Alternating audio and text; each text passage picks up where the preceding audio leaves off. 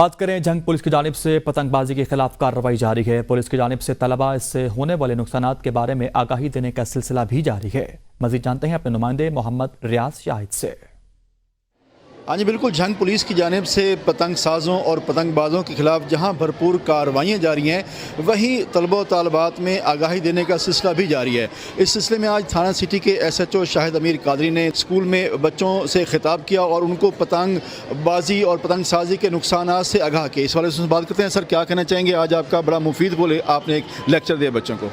اور ہمارا مقصد بیسیکلی جو یہاں پہ آنے کا تھا، ایک تو یہ تھا کہ ہم بچوں کو جو ابھی کرنٹ ویو ہے پتنگ بازی کے اگینسٹ، ابھی جو آپ نے دیکھا ہے فیصل آباد میں اور اس کے علاوہ بھی ایک دو جگہوں پہ انسیڈنٹ ہوئے ہیں، لوگوں کی زندگیوں کا جو نقصان ہو رہا ہے، تو پنجاب پولیس کا صرف جان و مال کا تحفظ جو لوگوں کا چوروں ڈکیٹوں سے نہیں ہے، اس طرح کی جو ایکٹیویٹیز ہیں جس میں ان کی زندگیاں رسک پر ہیں، ان کو بھی اس کا بھی سدباب کرنا ہے۔ تو اس کے لیے آج ہم یہاں پہ آئے ہیں، بچوں کے ساتھ بات کی ہے، ان کو موٹیویٹ کیا ہے، ان کو بتایا ہے کہ ان کے نقصانات کیا ہیں، اس کے اوپر ان کے اوپر کون سا پرچہ ہو سکتا ہے، ان کے والدین کے اوپر کیا کارروائی ہو سکتی ہے جب آپ اس طرح کی کوئی کام کر رہے ہوتے ہیں۔